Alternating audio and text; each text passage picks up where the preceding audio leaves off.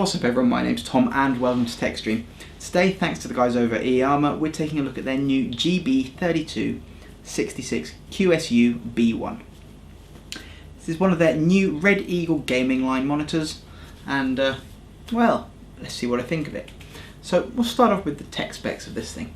It's a 32-inch 16:9 ratio monitor, so it's not an ultrawide, it's a standard size. It's a 1440p monitor. It's quite good. So it is actually curved, which was an interesting one. I've seen a few ultra-wide curved. There's actually been a few smaller curved monitors, but 32 inches, this is quite a sort of an odd size for monitors. It's not a common one that you see, but it's an 1800R curved monitor. It does actually have a VA panel and it is actually 144 Hz with a 1 millisecond response time. Quite good. So what else does it have? It's got a few nifty bits and tricks to it. It's not, I'm not going to say it's overly gamey when it comes to the aesthetics of it. There's a few bits on the back which we'll have a look at later, but it's got a bit of a chin on it. Actually a flat bit in this chin where the logo is. The stickers obviously do come off, but we've got a little bit of a chin, but very thin bezels around the top and the sides.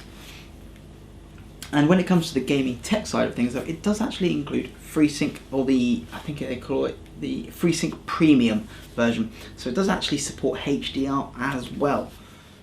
When we take a look into the real gaming parts of the monitor though, they say it's got some gaming modes, but it really, if we take a quick look at them, I don't know how well these are going to show up on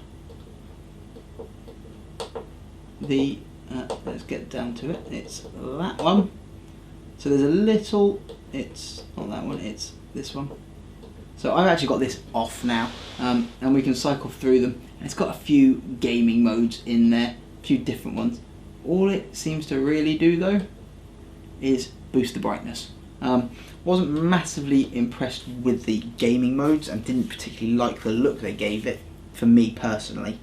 But overall, the actual screen itself is really, really nice. It's got a good brightness ratio. It's rated at something like 400. Static contrast 3000 to 1. Yeah, is that average? But overall, it's actually a really nice monitor to game with. The build quality of it is typical Iiyama, pretty high standard. As one of their more expensive gaming monitors, it's got a good range of flexibility. You can actually move the monitor up and down vertically. It does have a decent range of tilt as well, and it does actually allow you to twist. It only twists one way. It literally only goes that way. There's actually a sticker on it somewhere. Where did I see it? Oh, yeah, there is actually a sticker on it that says you can't do that, but it does do it a little bit to one way should you need to. It does only go one way, so if you're trying to like correct tilting like a triple monitor stand, you can only do it in one aspect. Slightly strange, but overall decent monitor stand. It does take a standard VESA 100x100 mount. There's no weird bracketry or anything on the back, so you can just fit a standard mount. Even though it is a curved one, it's still a nice flat square plate. The stand and everything, it's all toolless fitting, just a few sort of like thumb screws and things like that to get it there. But yeah, overall, build quality, nice. My desk is what mostly does the wobbling here. It's got a decent selection of inputs on the back, which we will take a look at. And in fact, I'm going to turn this all off and we'll turn it around so that you can see it. There is one thing to note though. One thing I don't like about it. Uses a power brick. It's just something else that you've got to try and hide and disguise under your desk. It does have a decent length cable on it, and if you're using the included stand, you can route it through this hole at the back here, or as I would probably do, route it up and over the top. Otherwise you've got it sort of sticking down here. But it does come with a power brick, which is a bit of a shame. So let's get all this out of the way so I can then just focus on looking at the back of the monitor with you. So we've been through the front. Good looking monitor, bit of a chin, but good functional stand. It does have, like I say, you have the option to twist, you have up and down motion, and you have tilt, and you have a sort of half a rotate. What it is, it's physically too big on this stand to be able to rotate it a full 90. But I don't know of anybody that would use a curved monitor like this rotated. But let's shut this all down and we'll take a look at the back. So when we turn it round, these are the sort of little gamery, they're actually grey sort of like logos that I said about there. That's about the only real gamery bit on it, and it's got the G Master logo from Iiyama there. But if we're taking a look at the connectivity options, we've got it split into two sections. So on this side of the monitor, we've got a USB hub. It's got a USB-B cable, USB 3.0 cable, a pair of USB connectors here, and a pair of USB 2s as well down here.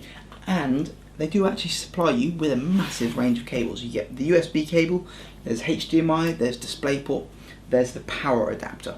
So you've got all the cables that you need to get yourself going. They are short, but it does mean that you don't have to, unless you've got long cables, unless you need really long cables, they're plenty long enough. They're all about 3 foot in length.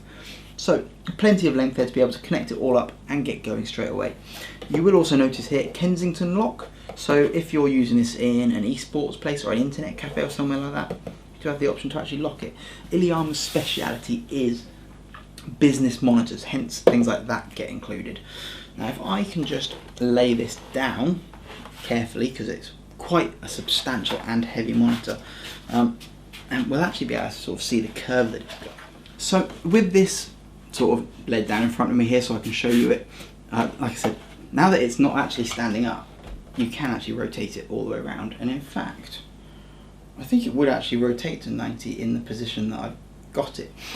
We do have a selection of inputs. We've got HDMI, we've got DisplayPort, we've got our AC input, we've also got a headphone out, because obviously you can put in audio via the HDMI, and then we've got our little control knob. You saw me having a quick play around with that in the menus earlier. Basically the on off is by pushing it in, yeah, and then you can cycle through the menus as well, selecting inputs, whether you just want it in auto or just set to a single. If you've got multiple PCs and you don't actually use them, so for example I've got a server that's plugged into my main monitor, I've got my main monitor set to a single one so that I don't have to worry. But it's got a decent little joypad. It's better than all the buttons on the bottom that I've seen before. There is a blue LED indicator here. You can turn the LED off in the sub menus, so that was a good one, because I'm not a massive fan of the bright. It shines quite bright down on your desk, but that can be turned off. As I said, standard VESA 100, 4 Phillips screws to take that out. The base here has just got a single thumb screw in it, and that bit was already pre-mounted, so it's relatively simple. Just screw the base plate on and you're off to the races, so to speak. So let's get this back up and we'll have some final conclusions. So as I did say, I did think it would actually fit that way around, and it does, but what you can't now do is you can't turn it back, because it actually interferes. You've got to sort of really flex it round. So you can actually run it in vertical mode should you really want to. But what do I actually think of this monitor? Now I was a bit sceptical about a 32-inch 16 by 9 monitor, but it's 1440p, it's got a good refresh rate, 144 Hz, and actually I grew to really like it, because normally I'm not a fan of curved monitors.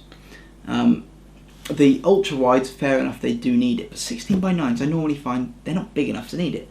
This is quite a big monitor. This monitor would be fantastic for things like a sim setup, where you're looking for immersion. You can't really run triple ultra wides. A lot of people are now running the 49-inch ultra wides sort of thing. This would actually look really good in triples. You've got slim bezels, so they won't be obvious. You'd get a decent curve. Rather than having 3 flat monitors, you'd have a decent curve all the way around. And yeah, I really liked it.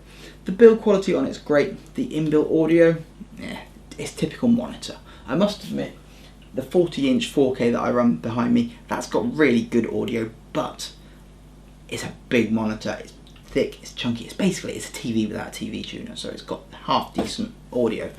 This thing, on the other hand, though, it's a bit tinny. It would do if you really didn't have either a set of speakers or a decent set of headphones. But on the whole, skip the audio. But really nice monitor.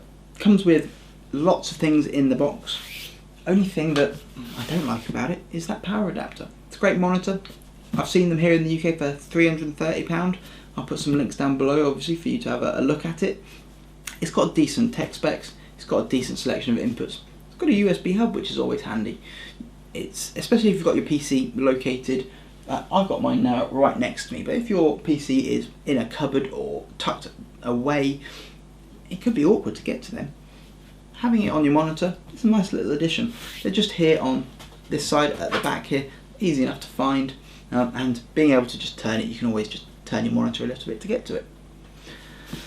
So there we go, that is the new Gb3461wqsu-B1, that's a stupidly long name, from Iiyama. Great monitor, big thumbs up from me. Yeah, Iiyama always seem to produce good monitors. I do find they're always a little bit late to the show when it comes to the gaming things, but when they do come out with them, they do produce something really quite good.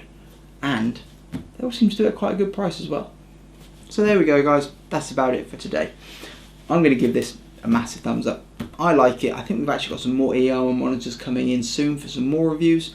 So if you want to see more of them, including their 34-inch ultra-wide curve that's just come out, click that subscribe button. If you've liked this video, thumbs up. If you didn't, not a problem.